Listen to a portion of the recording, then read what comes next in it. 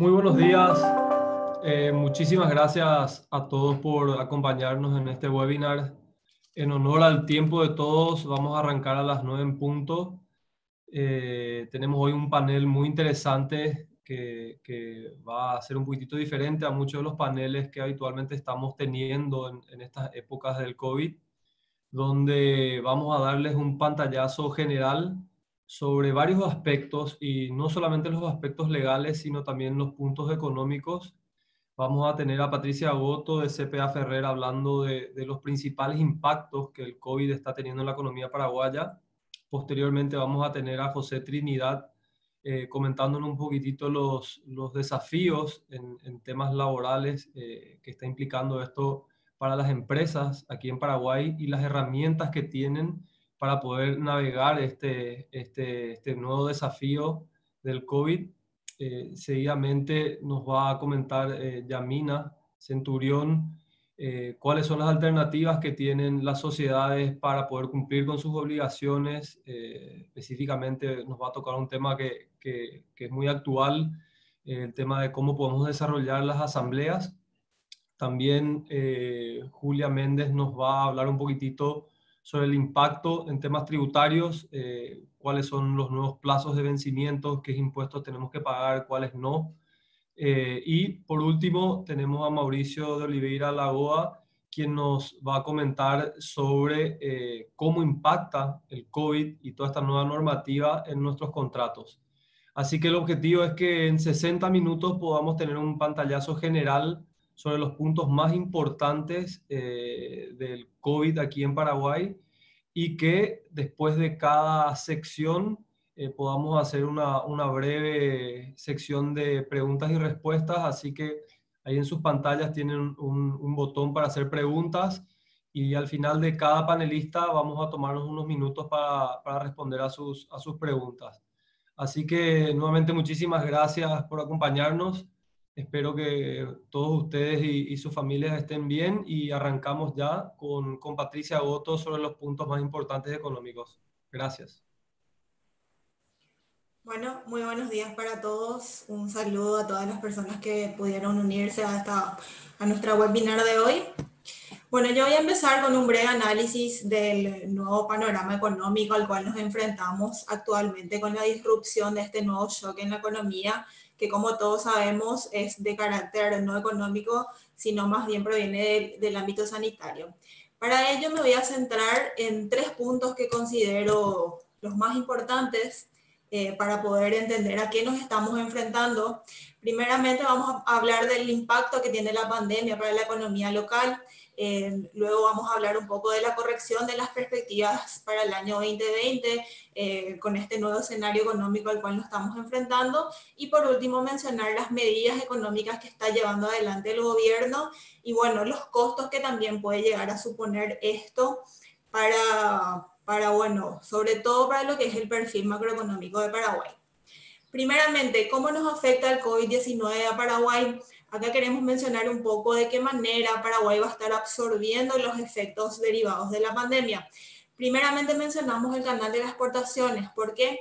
Porque bueno, la economía paraguaya es una economía que está muy integrada al mercado de bienes. Nosotros somos exportadores de materia prima, con lo cual estamos muy expuestos a lo que es hoy la demanda agregada mucho más debilitada, así como también los menores precios de los commodities, que de hecho ya estamos viendo algunos resultados negativos, ¿sí? Por otro lado, también nos enfrentamos a una región mucho más débil. Acá hay que mencionar un efecto que no se deriva estrictamente de lo que es la crisis sanitaria, sino más bien es algo que ya venimos absorbiendo de años anteriores y que es un tipo de cambio real desalineado respecto a la región, ¿sí? ¿Esto por qué se da? Bueno, primeramente hay que mencionar de que el guaraní se está debilitando a un ritmo mucho menor al que lo hacen las monedas de la región, con lo cual los productos paraguayos pierden competitividad, sobre todo respecto a la región, ¿sí? Esto se va a trasladar exclusivamente a lo que es el canal turismo y el canal comercio. Por otro lado, mencionamos un efecto que consideramos que va a ser la presión más grande que va a recibir la economía, y que se deriva del lockdown interno o de la paralización de las actividades internas, ¿sí? En este caso, vemos que el 50% de la economía hoy está operando con algún nivel de paralización debido a las medidas de aislamiento del gobierno. Y si bien esto es muy bien visto desde el punto de vista sanitario, tiene costos económicos muy altos, como lo vamos a ver más adelante. Como ya les mencionaba, el canal de las exportaciones va a absorber los efectos derivados de un contexto internacional mucho más débil, y si miramos los primeros números de las exportaciones, ya podemos ver un efecto negativo en estos resultados. Y como ven, acumulado a marzo, las exportaciones ya muestran una caída en torno al 4% respecto al año anterior. Si otra vez hacemos zoom respecto a este resultado y lo vemos por producto o por destino, vemos que efectivamente esto ya está reflejando un poco lo que es los efectos derivados de la pandemia, ya que los productos que acusan una mayor caída son los commodities, y por otro lado los destinos en donde estamos donde se ven resultados más negativos, se relacionan con aquellos países de Europa y de Asia que, como sabemos, son países que ya vienen absorbiendo los efectos de la crisis sanitaria hace más tiempo. Por otro lado, como les decía, las medidas de aislamiento restrictivas que como parte de su estrategia el gobierno ha implementado, se derivan un shock de oferta para la economía, ya que por ello hay un cierre deliberado de la mayoría de las actividades económicas. Hicimos esta gráfica básicamente para representar eso y las dividimos entre las actividades que presentan algún tipo de paralización, las que representan una paralización total, y aquellas que están operando normalmente. Con eso podemos concluir de que la paralización o que la mayor parte de la economía está sufriendo algún tipo de paralización en sus actividades, con lo cual esto se va a ver reflejado y probablemente estemos viendo una caída muy pronunciada en lo que es el primer trimestre del año y también el segundo trimestre del año.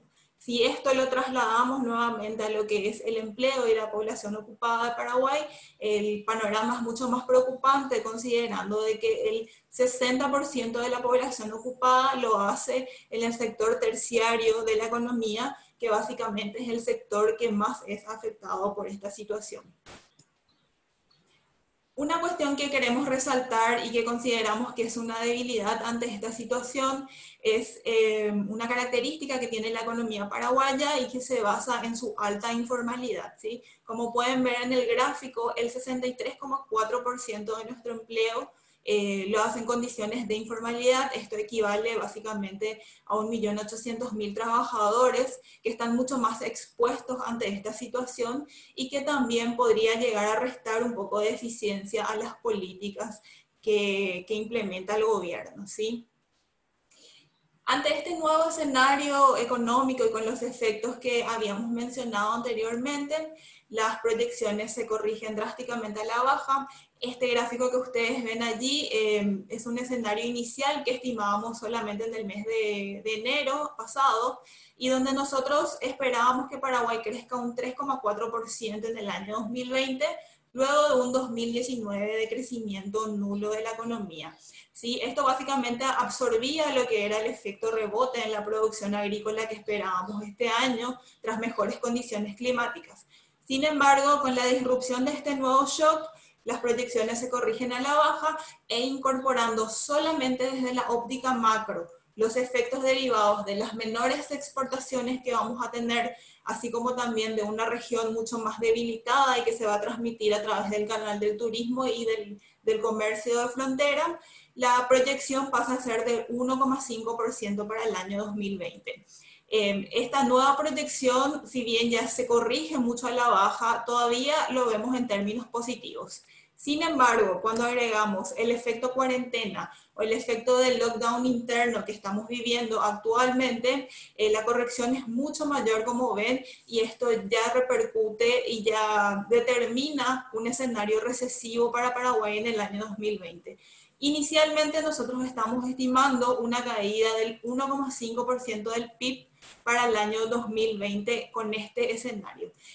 Hay que resaltar de que estas proyecciones son preliminares, no es bueno tomarlo como un número final, porque la situación que estamos viviendo es muy dinámica y cambia día a día, con lo cual nosotros vamos incorporando las novedades también a los modelos económicos que predicen del producto de Paraguay. Sin embargo, nosotros inicialmente estamos esperando esto. También hay que tener en cuenta de que esta proyección inicial consideraba 30 días de cuarentena, ¿sí? Hoy ya con los días adicionales que tenemos, esta proyección probablemente esté más cercana al menos 2%. En este nuevo contexto, claramente las prioridades de política económica han cambiado y el gobierno ha desplegado un paquete de medidas para paliar la situación, ¿sí?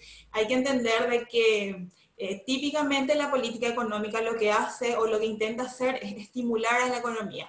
En este caso, esto ha cambiado y hoy lo que intenta hacer es más bien contener los efectos negativos de una crisis que se deriva de un ámbito totalmente distinto al económico y que está relacionado con el ámbito sanitario, ¿sí? Con ello ha desplegado un paquete de medidas tanto monetarias y financieras como fiscales.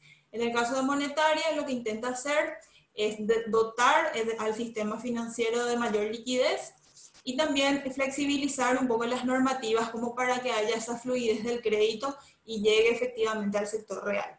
Por el lado fiscal, lo que intenta es aliviar la carga impositiva tanto para las empresas como para las personas y por sobre todas las cosas generar redes de protección hacia los sectores más vulnerables, que es una materia pendiente de nuestra economía hace muchos años, ¿sí?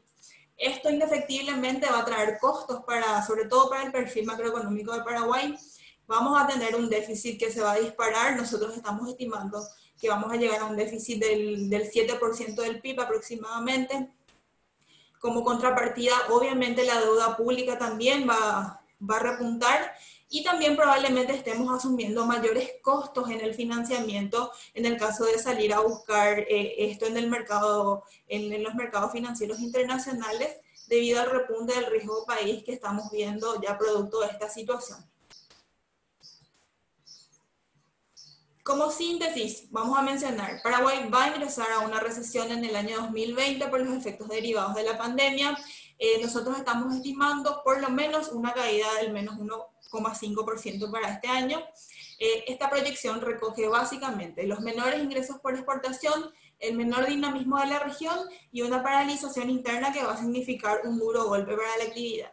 Las medidas paliativas que está implementando el gobierno indefectiblemente van a significar un deterioro en el perfil macroeconómico, pero no lo vemos esto como una señal de insostenibilidad, sino más bien lo vemos como que se van a requerir mayores esfuerzos en un futuro para poder recomponer el equilibrio y bueno, vamos a necesitar de una mayor austeridad o de reformas mucho antes de lo previsto. Bueno, con esto yo finalizo mi presentación, quedo atenta a las consultas que puedan llegar a tener y bueno, les paso la palabra a los compañeros. Muchísimas gracias, Pati. Tenemos una pregunta específica respecto a la proyección que hicimos en CPA, es teniendo en cuenta que la cuarentena va a durar hasta qué fecha. Entendí que la proyección inicial del negativo 1,2 aproximadamente era de 30 días, pero esta nueva proyección que está más cercana al menos 2, lo utilizaron haciendo una proyección de cuánto tiempo de cuarentena. Y bueno, el menos 1,5 que veían inicialmente tenía en cuenta 30 días de paralización de actividades, ¿sí? Como ya llevamos más, estamos actualizando los modelos y ya tenemos un número mucho más cercano al 2 o al menos 2,5. Estamos por ahí, ¿sí? Ese menos 2,5 lo que recoge son 60 días de cuarentena que creemos que va a ser lo que finalmente vamos a tener.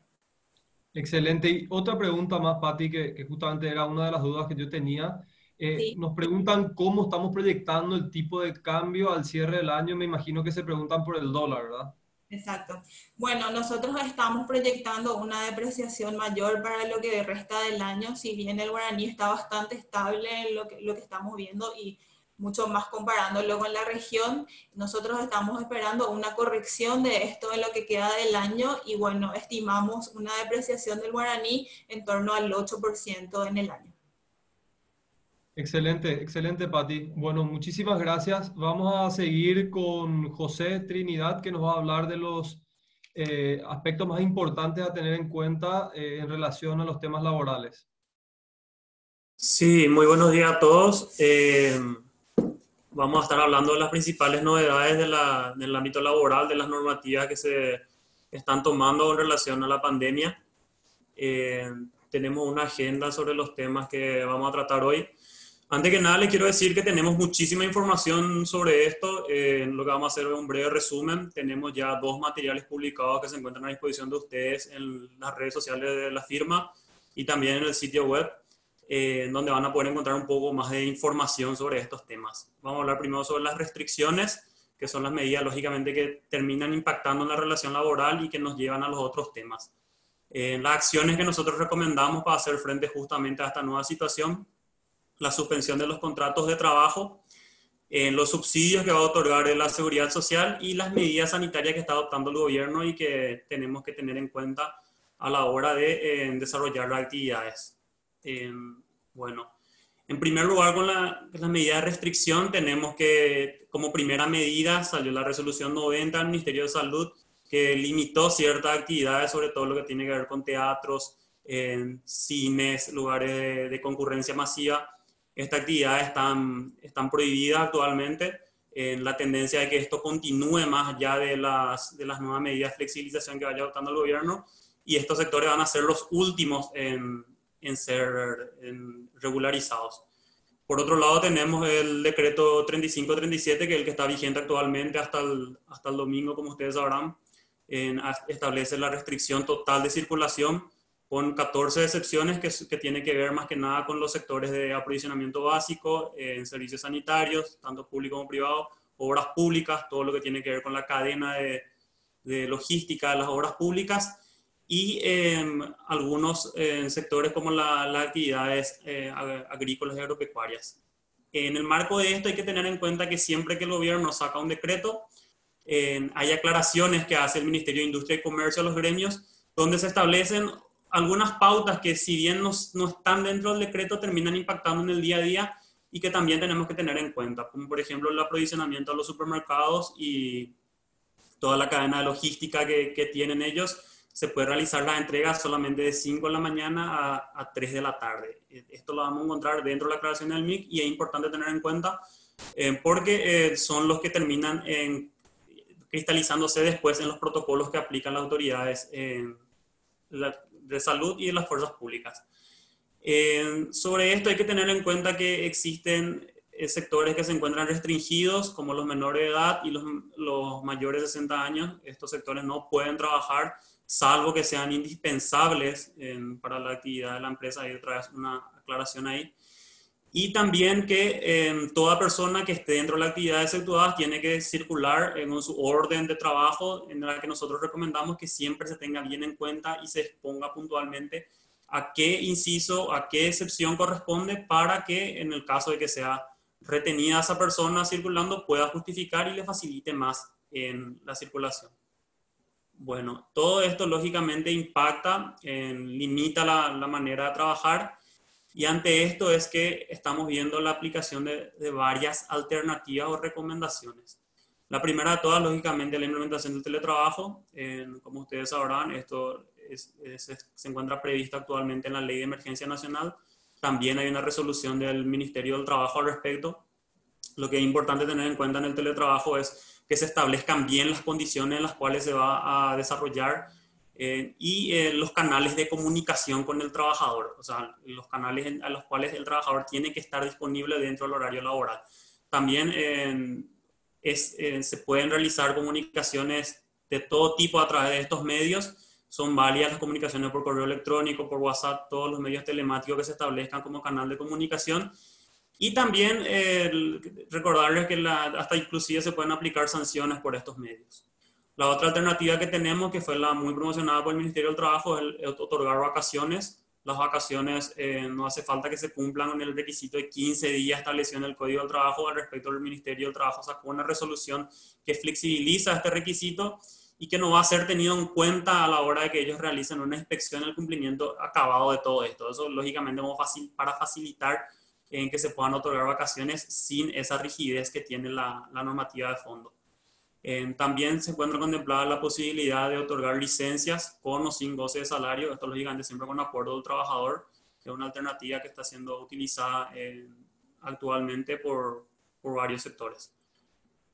Otra alternativa que tenemos es la reducción de la jornada de trabajo. Acá tenemos dos alternativas. Una es la de adoptar el régimen de trabajo a tiempo parcial, lo cual no nos lleva necesariamente a suscribir una adenda para la modificación de las condiciones de trabajo. Y también en la reducción equitativa dentro de un régimen general, puede ser de los días de trabajo como de las horas trabajadas, y esto lógicamente también con una reducción del sueldo. En el caso que se opte por esta reducción dentro del régimen general, hay que tener en cuenta que siempre el aporte a la seguridad social va a ser sobre la base mínima, es decir, sobre el salario mínimo. Y como última alternativa, que es la que no queremos llegar en lo posible, pero que también se puede adoptar mezclando con esta otra que le estuve conversando, es la suspensión de los contratos de trabajo. Dentro de la suspensión de los contratos de trabajo tenemos varias opciones. Bueno, primero que nada le tengo que mencionar que el plazo máximo es de 90 días. Nosotros recomendamos que la solicitud se haga por este tiempo máximo, teniendo en cuenta que la empresa puede decidir levantar la suspensión en cualquier momento, si es que la situación va mejorando, si es que las medidas del gobierno se van flexibilizando, y eso no necesariamente nos ata a ese plazo que nosotros pedimos. La suspensión de contrato requiere la validación del Ministerio del Trabajo, vamos a estar hablando también de los trámites, y necesariamente no conlleva la obligación de pagar salario desde el punto de vista legal, pero en la medida que se van aplicando en estas alternativas como un auxilio al trabajador, estamos teniendo mayores posibilidades de que se homologuen nuestros pedidos por una cuestión de la política que está implementando ahora el Ministerio del Trabajo. Dentro del trámite de suspensión se puede contemplar varias posibilidades, como la de adelantar parte del salario e imputar a futuras horas extraordinarias que va a trabajar lo que van a tener los trabajadores dentro de la empresa. Estas horas se tienen que ser compensadas dentro del año y no son consideradas con recargo extraordinario. También se puede adelantar el pago del aguinaldo para darle un ingreso al trabajador mientras dura la suspensión, y optar por pagar la totalidad o parte del salario como un auxilio también. Esto va a facilitar, como les dije, que tengamos un resultado positivo dentro de nuestros trámites ante el Ministerio. Bueno, ahora voy a hablar un poco del trámite ante el Ministerio del Trabajo, justamente la suspensión de los contratos. Tenemos dos resoluciones, una es la 500/20, que es para grandes empresas, tiene un trámite que es un poco más riguroso, con una exigencia mayor a nivel documental, y un trámite simplificado para las micro, pequeña y mediana empresas, que está establecida en la resolución 539.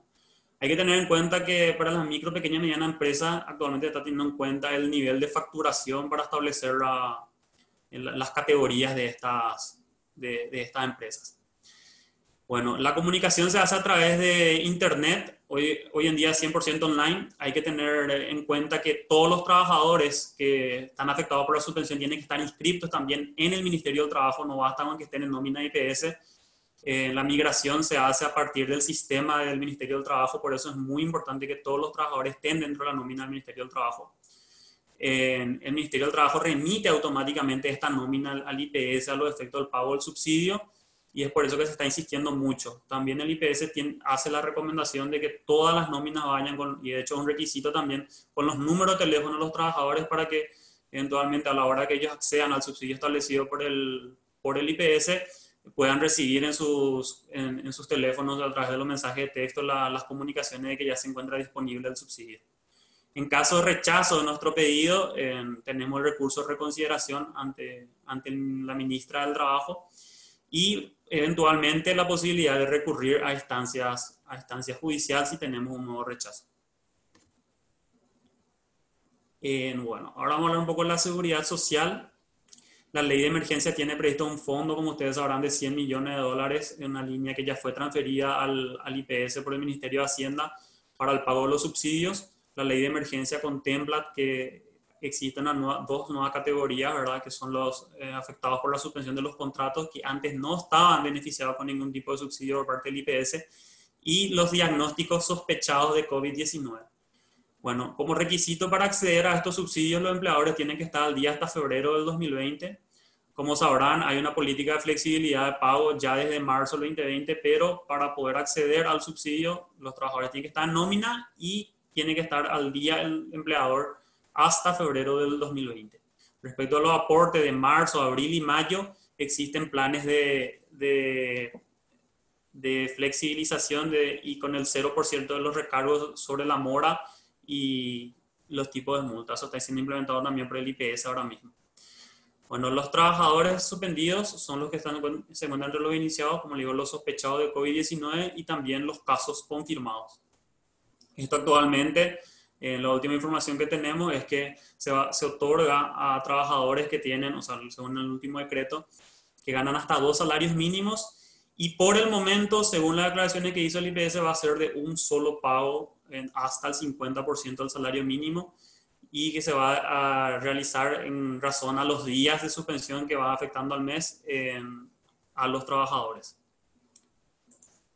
Por último, les quiero hablar un poco de las medidas sanitarias que lo que se viene, lo que se encuentra implementando ahora y es el aspecto que hay que tener en cuenta ya una vez que se vayan flexibilizando las labores, porque vamos a tener que estar observando y aplicando esto dentro de los entornos laborales.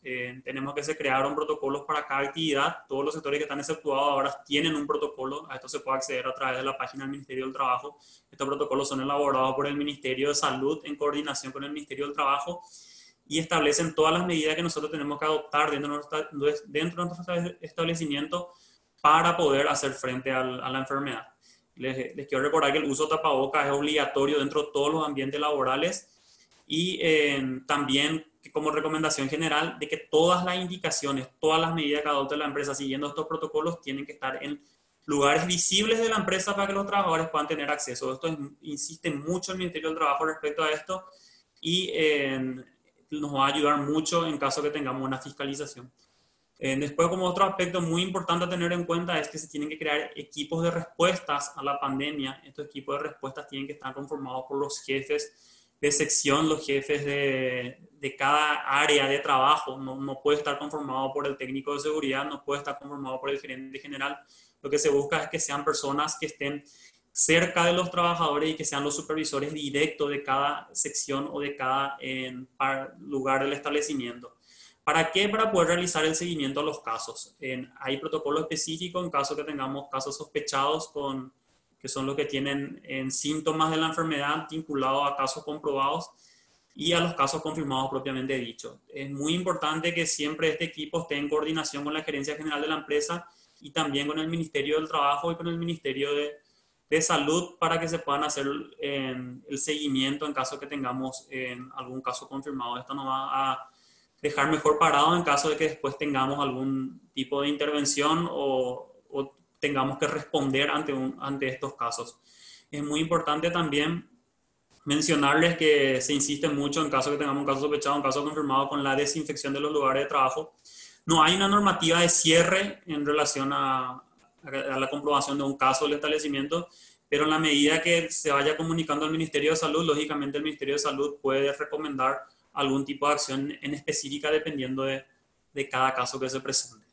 Bueno, eso ha sido todo por mi parte. Les recuerdo que nosotros tenemos 2 materiales ya publicados en relación a esto, donde van a poder encontrar más información sobre las alternativas y también sobre las medidas sanitarias que se tienen que implementar dentro de la empresa.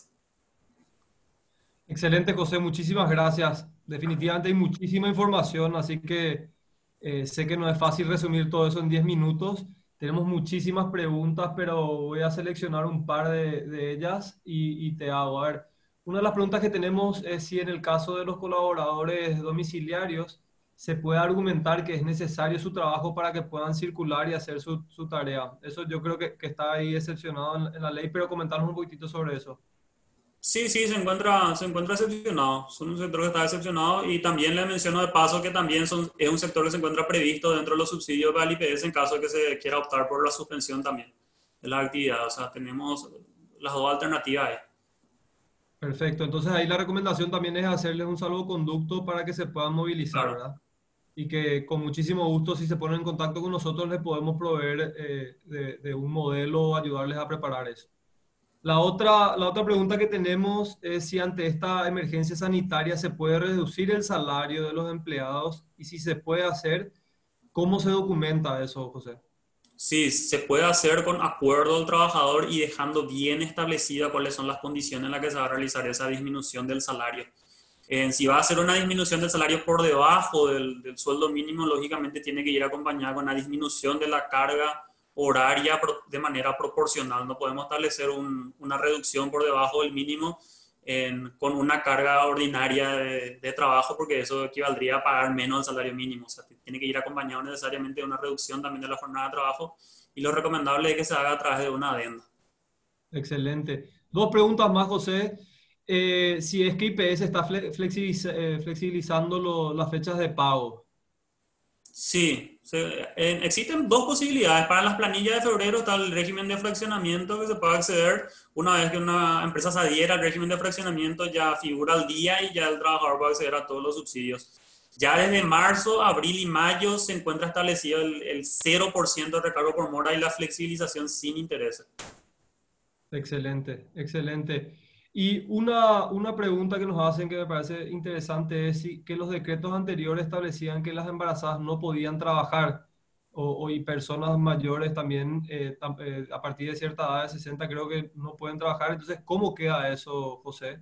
Sí, eso resulta muy llamativo. Fue excluido en los decretos posteriores que salieron. Hay recomendaciones, actualmente en los protocolos del ministerio dice que hay que determinar cada lugar de trabajo, si es que esa persona se encuentra o no expuesta a riesgo y si tiene que guardar o no aislamiento preventivo. No tenemos una respuesta como la teníamos anteriormente en los decretos que prohibía absolutamente, pero sí es un grupo sensible en el cual en lo posible y en la medida que sea factible también se puede buscar alternativas como llegar a acuerdos con goce de salario para no exponer a esa persona. Actualmente en el día a día nos encontramos que hay bastante entendimiento de ambas partes en relación a esto y es una herramienta que se está utilizando bastante también. Excelente. Muchísimas gracias, José. Ahora vamos a continuar con Yamina Centurión, quien nos va a hablar un poquitito de los aspectos societarios más importantes.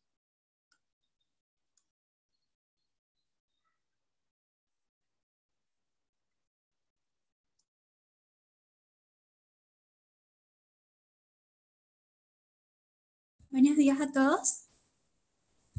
Les voy a hablar un poco de las medidas que se adoptaron relacionadas al COVID-19 en materia de derecho societario.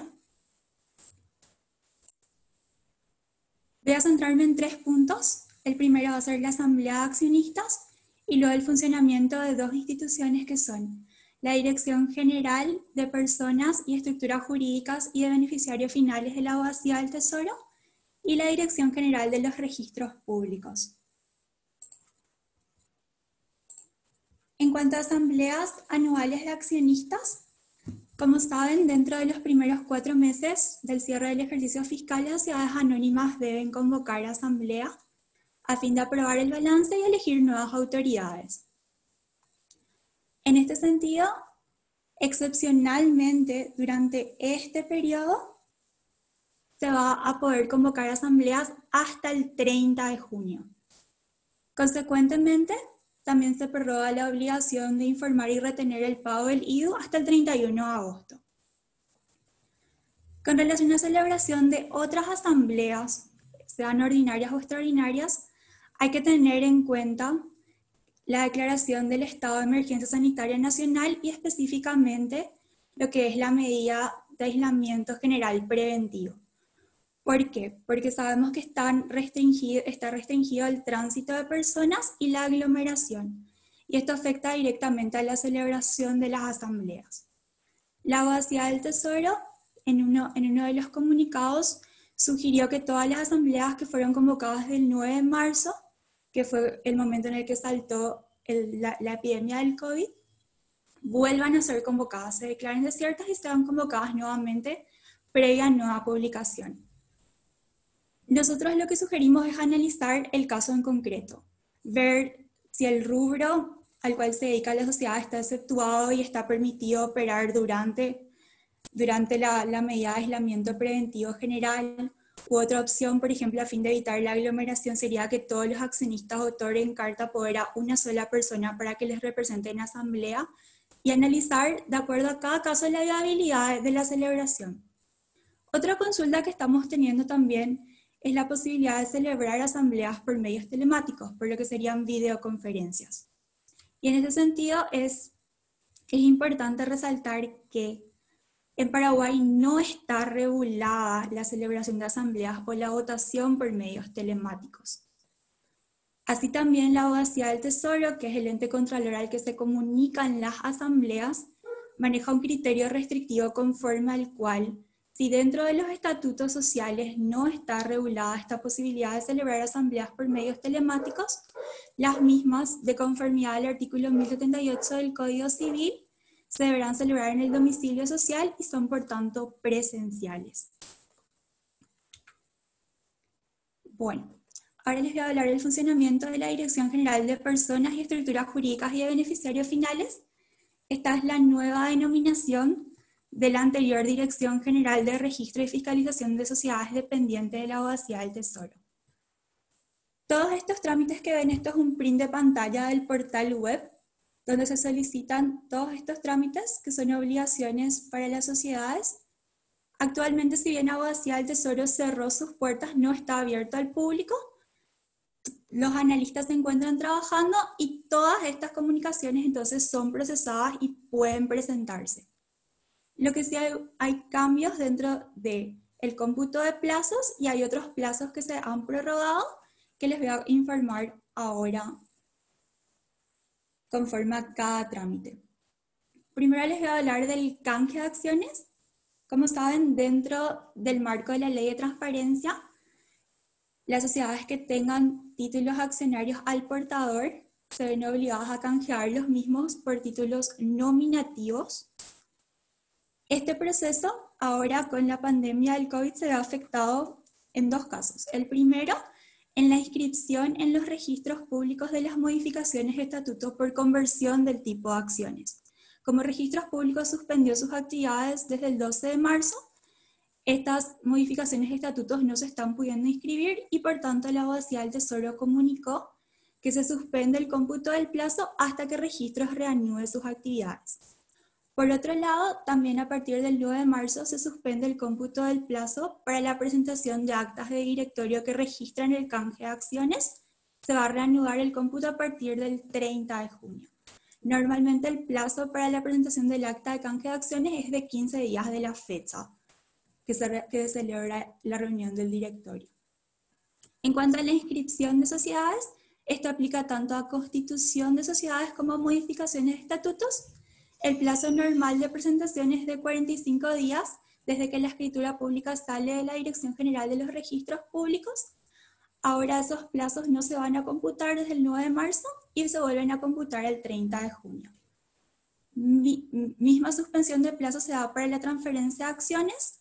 Se suspenden desde el 9 de junio las comunicaciones desde el 9 de marzo hasta el 30 de junio, para que las sociedades cumplan con comunicar cualquier contrato de compraventa de acciones a la Abogacía del Tesoro. El plazo normal es un plazo muy breve de 5 días, entonces ahora tienen mucho más espacio para poder cumplir con su obligación.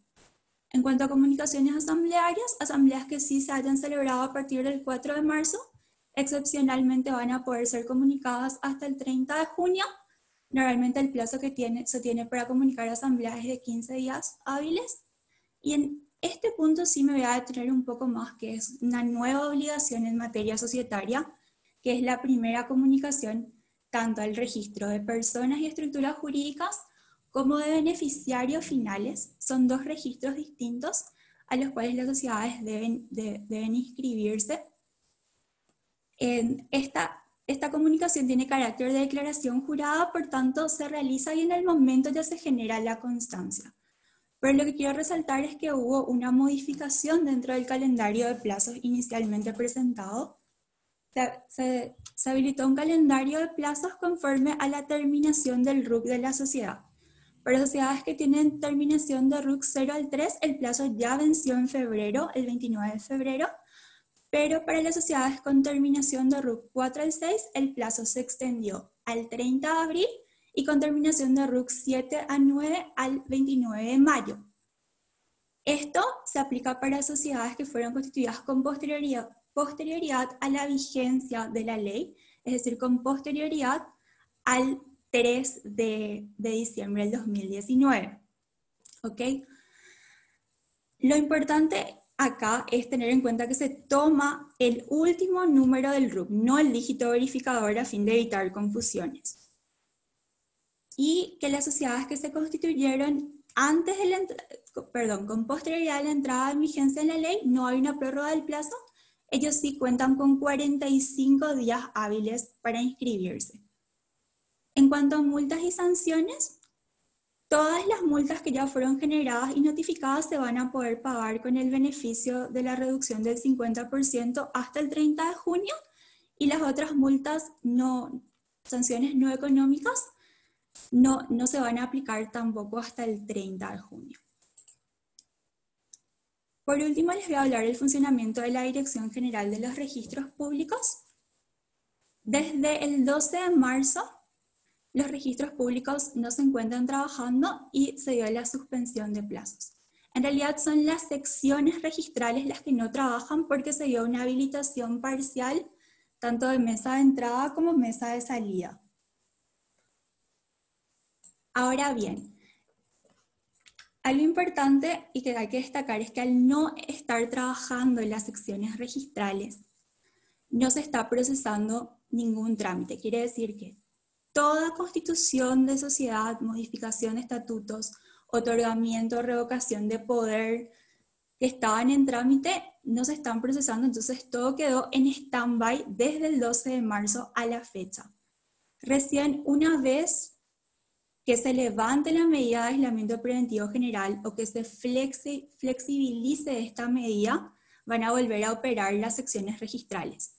De hecho, ya hay una acordada que reglamenta el funcionamiento post-cuarentena, pero que todavía no entró en vigencia y conforme a la cual las distintas secciones registrales van a trabajar por grupos de manera rotativa en la semana. Por ejemplo, la sección registros va a trabajar una semana en martes y jueves, sección poderes, y otra sección personas jurídicas y asociaciones lunes, miércoles y viernes. Entonces, en este sentido, se esperan importantes demoras en la finalización de todos los trámites ya iniciados.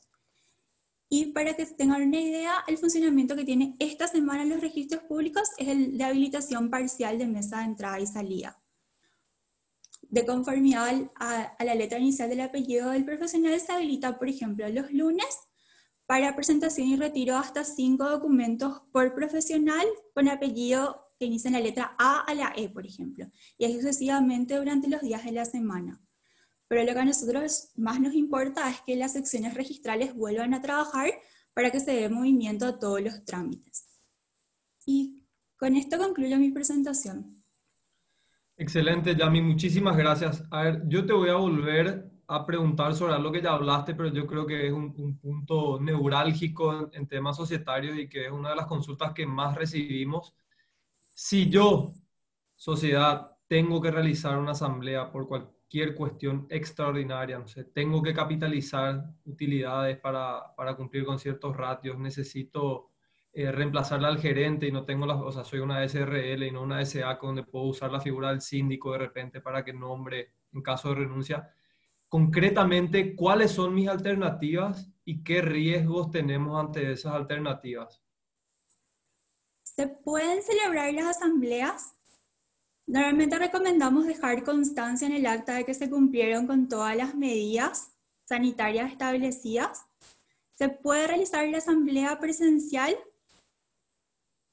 También, como dije, una alternativa es la de otorgar poderes para que un apoderado comparezca en nombre de los socios y así reducir el riesgo de aglomeración de personas, por ejemplo.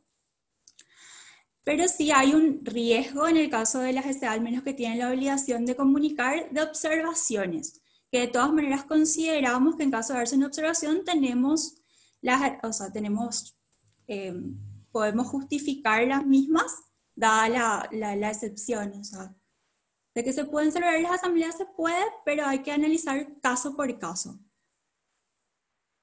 Excelente, Yami. Y otra pregunta que me hacen es si las firmas de las actas de la asamblea se puede hacer con firma digital y en caso de que no se pueda, ¿cómo se puede hacer para la gente que no se pueda acercar al lugar o que no tenga firma digital? Bueno, para firmar las asambleas también el Código Civil establece que hay un plazo de 5 días desde la celebración, entonces no es necesario que esa acta se firme en el acto, después se puede dar la firma por los distintos asistentes.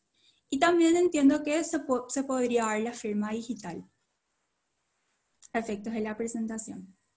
Súper, Yami. Espectacular. Muchísimas gracias. Ahora vamos a pasar con Julia Méndez, quien nos va a comentar un poquitito los principales impactos que esta pandemia tuvo en las medidas fiscales adoptadas por el gobierno. Muy buenos días a todos. Bueno, creo que en la parte de impuestos la pregunta que todos nos hacemos es si vamos o no a pagar impuestos. Y la verdad que sí, que los impuestos siempre vamos a estar pagando.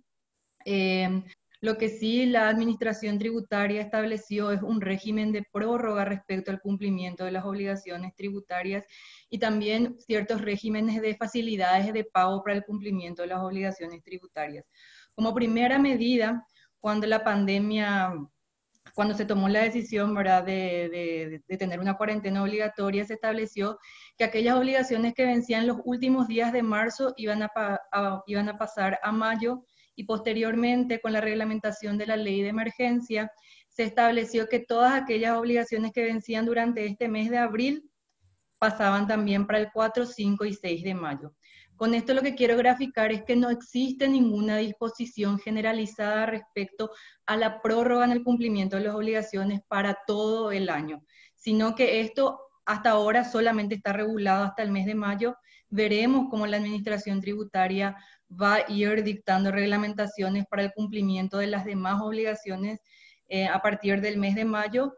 Entonces, ahora hasta mayo tenemos esas prórrogas y vamos a ir mirando de manera específica respecto a cada uno de los impuestos que afectan estas medidas. Con respecto al impuesto al valor agregado, en todo lo que tiene vencimiento en el mes de abril va a pasar el mes de mayo. También tenemos respecto a este impuesto que se han suspendido todas las solicitudes de devolución de crédito fiscal, salvo aquellas que se tramiten por el régimen acelerado. Y también, con relación a este impuesto, se estableció un régimen especial de la importación y de la venta local de productos para combatir la pandemia, que son en aquellos productos derivados del cloro, que es un nombre más común, se le denomina lavandina, y también los tapabocas de diferentes, con filtro, sin filtro, que son aquellos que más se están utilizando en esta época. Entonces, la reducción se basa fundamentalmente en la reducción de la base imponible, en el sentido de que solamente se grava el 50% del precio de estos productos y sobre eso se aplica la tasa del 10%, con lo que tenemos realmente un costo impositivo del 5% respecto a estos productos. En lo que va del impuesto a la renta personal, existe una facilidad de pago para el cumplimiento de las obligaciones pendientes. Esta facilidad de pago básicamente se traduce en el sentido de que se va a pagar el 20% de la deuda tributaria una vez que se apruebe la solicitud del fraccionamiento de esta obligación, y posteriormente el remanente se puede dividir en hasta 5 cuotas con un 0% de interés en el plazo de financiación de esta obligación. En lo que respecta al impuesto a la renta empresarial, debemos saber que este es un impuesto que recién se va a liquidar a fin de año, pero tiene la obligación de ingresar anticipos durante el ejercicio fiscal, por lo cual estos también fueron prorrogados, y los anticipos que se tenían que pagar en marzo se van a pagar en julio, los que se tenían que pagar en julio van a pasar a septiembre, los que se tenían que pagar de septiembre van a pasar a noviembre, y los de noviembre finalmente van a pasar a diciembre. Asimismo, se estableció también una facilidad para aquellas personas, para aquellos microempresarios, para inscribirse al régimen del IRR simple. En ese sentido, todas las inscripciones a esta obligación se pueden tramitar a través de la plataforma de la Administración Tributaria con requisitos mínimos, y una vez reanudadas las actividades de la administración tributaria respecto a la atención al público, estas personas van a poder ir a acercarse paulatinamente de manera a poder presentar las documentaciones originales o suscribir los documentos para obtener el PIN de acceso al Marangatú. También esto afecta al impuesto de los dividendos y utilidades. Debemos tener en cuenta que el impuesto de los dividendos y utilidades es un impuesto que rige a partir de este año 2020 y que su nacimiento, el nacimiento de la obligación de ingresar el impuesto surge con la decisión que tomen los socios de la sociedad para pagar los dividendos o poner a disposición de los socios. Entonces, acá está íntimamente ligada con la decisión que se tomó respecto a las asambleas. Acá existe también una prórroga respecto al ingreso del impuesto. ¿Por qué? Porque se establece que con independencia del momento en que se haya celebrado la asamblea, hasta el mes de junio, uno puede expedir el comprobante de retención desde el 1 al 31 de agosto y con eso va a tener que ingresar el impuesto recién el 13 de septiembre. ¿Qué pasa? Esta prórroga solamente está establecida para las sociedades anónimas, porque para otras sociedades que no tienen la obligación de realizar asambleas, se establece que existe una distribución de utilidades, una presunción en el mes de abril. Entonces no existe una prórroga respecto a esa presunción, lo que implica que las sociedades de responsabilidad limitada, consorcios y otras entidades que no están obligadas a realizar asambleas van a tener que ingresar el impuesto dentro del plazo normal establecido en las resoluciones, y es decir, van a tener que dar cumplimiento al ingreso del IDU el 13 de mayo si es que no deciden capitalizar estas utilidades. También con relación al impuesto a los no residentes afecta en el sentido de que se estableció por la ley de emergencia que todo aquello que implica retención en el pago de impuestos no tiene ninguna prórroga. Es decir, que si yo estoy abonando a un no residente por obtener una renta de fuente paraguaya, esto no tiene ningún tipo de prórroga, esto se va a tener que retener y se va a ingresar. Y también afecta en las medidas que se tomaron con relación a impuestos anteriores a la reforma tributaria. ¿Por qué? Porque tenemos el IRASIS y tenemos el IRAGRO, cuyo cumplimiento normal debía ser abril del 2020 y eso se prorrogó para junio del 2020. Asimismo, si existían anticipos pendientes con relación al IRASIS, estos debían ingresarse en el mes de abril.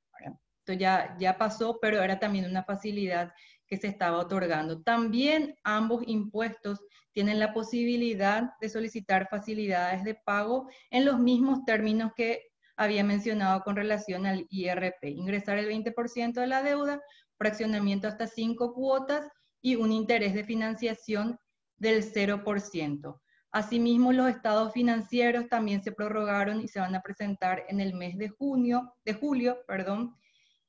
y esas son las medidas que se han tomado respecto a estos impuestos cuyo cumplimiento se debía dar durante este año. Y con relación a otras cuestiones relacionadas a los impuestos y que son de carácter formal, se establecieron que los certificados de cumplimiento tributario que se expidan hasta el 30 de junio van a tener una validez de 90 días, que en una situación normal tenían una validez de un mes y esto se extendió. Asimismo, también los certificados de cumplimiento tributario y los certificados de cumplimiento en controversia, constancia de no ser contribuyente que se exigían para la solicitud de préstamos o para refinanciar estos préstamos van a ser exigidos solamente cuando estemos hablando de un importe de 150 millones de guaraníes, que es algo aproximado a $22.500. Entonces, las entidades financieras únicamente van a tener la obligación de solicitar estos documentos cuando sea ese el importe. Respecto a los dictámenes de auditoría externa, también estos van a ser presentados recién en el mes de noviembre. Existe una suspensión respecto a los certificados de deuda para la ejecución de las obligaciones tributarias pendientes. Existe se suspenden también todo tipo de procedimientos para la ejecución de estas obligaciones tributarias. Y también existe una suspensión respecto a la aplicación de multas hasta el 30 de junio de todo lo que sería multa por contravención por la presentación tardía de repente de declaraciones juradas informativas o liquidativas. Entonces, estas son las medidas que se tomaron de alguna manera relacionadas al ámbito de impuestos, pero tomando en cuenta el ámbito formal. Así también hay que tener en cuenta que la administración tributaria no está atendiendo al público, ha establecido una serie de correos electrónicos para trámites específicos. Entonces, una vez que se reanude paulatinamente las actividades y las instituciones del gobierno puedan atender nuevamente al público, se va de manera paulatina a atender a los contribuyentes que se vayan acercando a la administración tributaria. Y con esto yo finalizo la presentación y quedo al pendiente de las preguntas. Gracias, Julia. Súper, súper interesante. Tenemos un par de preguntas, pero me voy a enfocar en dos. Primero, mencionaste que hay algunas reducciones de impuestos y aranceles en relación a la importación de ciertos productos relacionados al cloro, ¿verdad? Sí. Sí, las reducciones solamente están limitadas a esos productos que dentro de la resolución tienen una partida arancelaria bien identificada.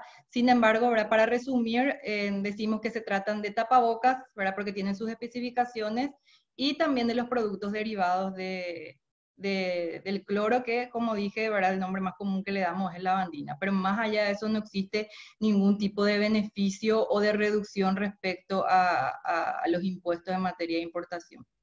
Excelente, excelente.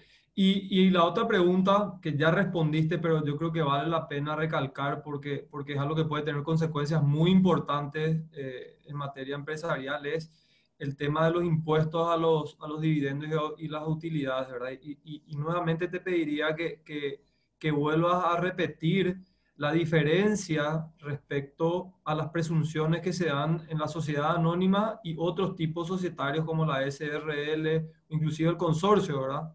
Claro. Lo que pasa es que con la ley de la reforma tributaria se estableció un nacimiento de la obligación tributaria para las asambleas y se tomó en cuenta la decisión anual de las asambleas.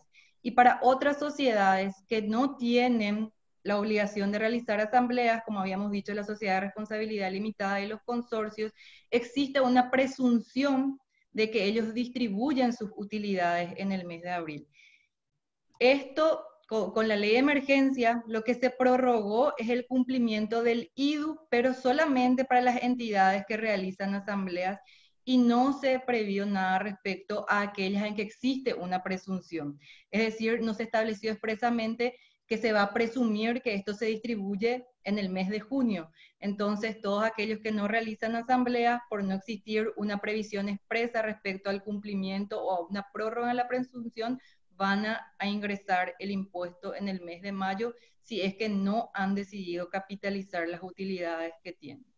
Súper, entonces ahí me quiero ir un ratito a Yamina y le pregunto, Yami, si yo soy una accionista de una sociedad de responsabilidad limitada, ¿qué es lo que tengo que tener en cuenta y cuáles son los pasos a seguir atendiendo a lo que menciona Julia en temas impositivos?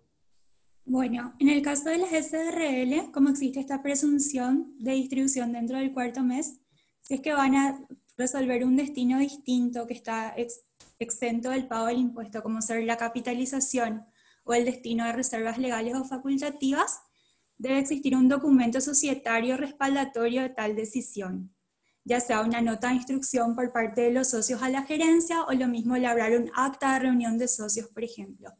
Otro aspecto importante que quiero resaltar es que conforme a la ley de reforma tributaria, esa capitalización tiene que formalizarse dentro del plazo de un año. En caso de que las sociedades resuelvan capitalizar, ese aumento de capital debe estar formalizado en un año, que quiere decir que se debe, por tanto, en el caso de las SRL, hacer la modificación de estatutos para aumentar el capital con su correspondiente inscripción en los registros públicos y posterior comunicación a la abogacía del Tesoro.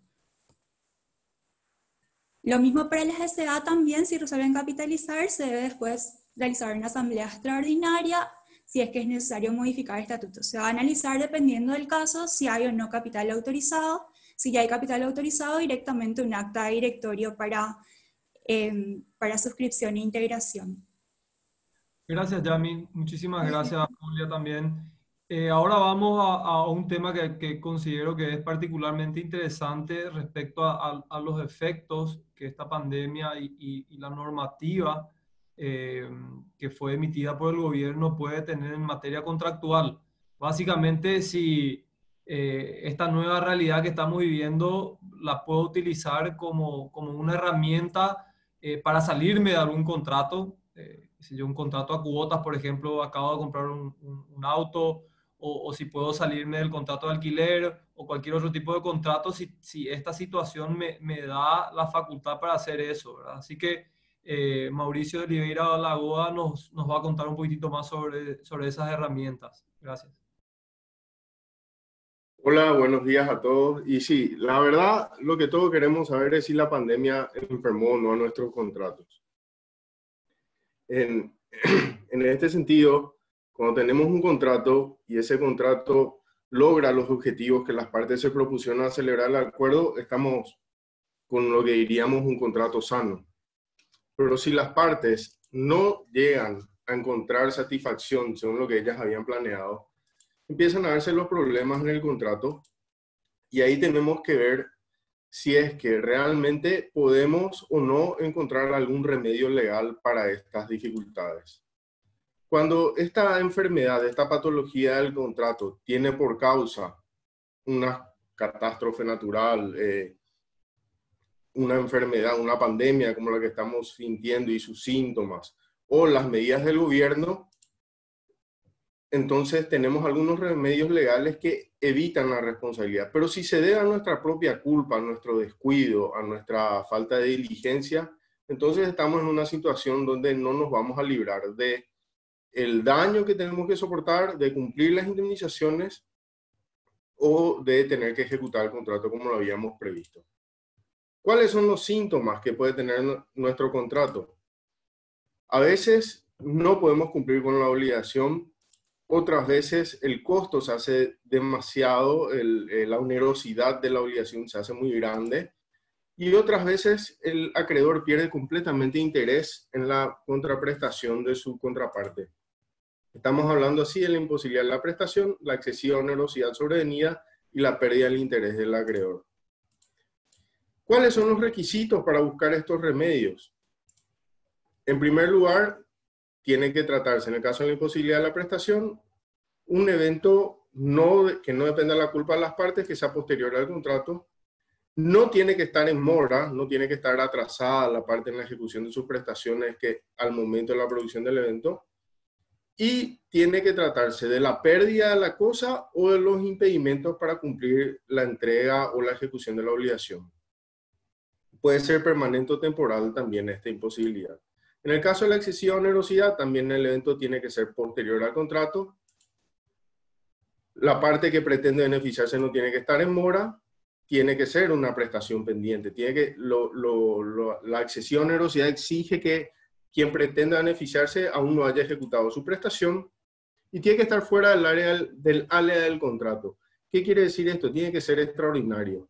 En este sentido, si yo pacté una obligación en dólares para refugiarme del cambio de valor o la pérdida de valor del guaraní, el aumento de la cotización del dólar, según la jurisprudencia de nuestro país, a partir de los cambios en la cotización que hubo a principios del 2000, cuando el dólar subió tanto, no es un justificativo para invocar este remedio, ya que las partes al elegir una moneda extranjera justamente previeron el riesgo de que haya una fluctuación en la moneda.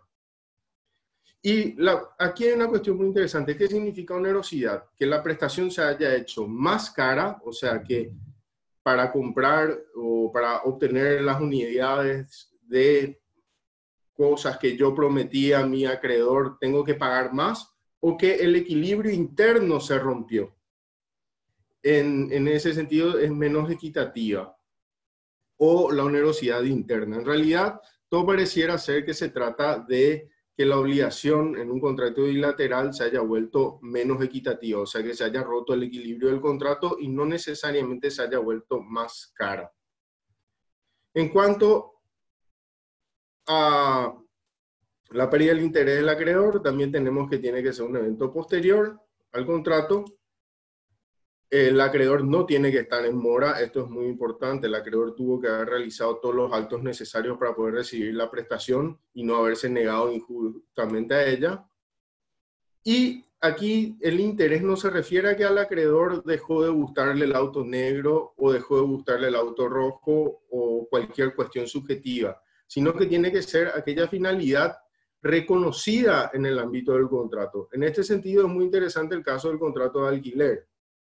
Por ejemplo, un alquiler de casa en poco o nada podría haberse afectado por el COVID y las medidas del gobierno.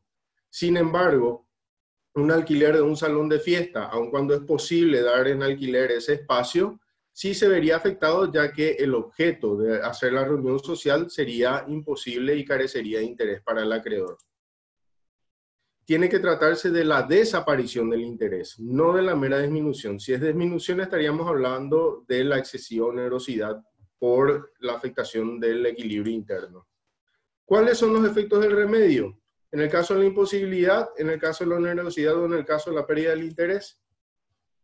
En el caso de la imposibilidad, es la excusa en el retardo si es que la imposibilidad es temporal, o la excusa por el incumplimiento. Esto significa que no se deben indemnizaciones.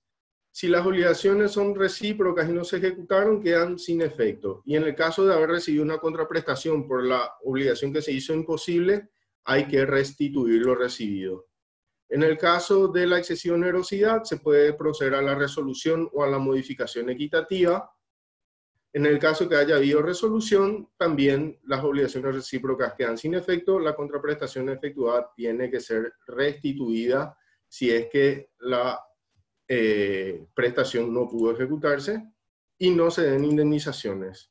Igualmente, en el caso de la pérdida de interés, se produciría la resolución, no se den indemnizaciones y las mismas reglas que ya mencionamos antes.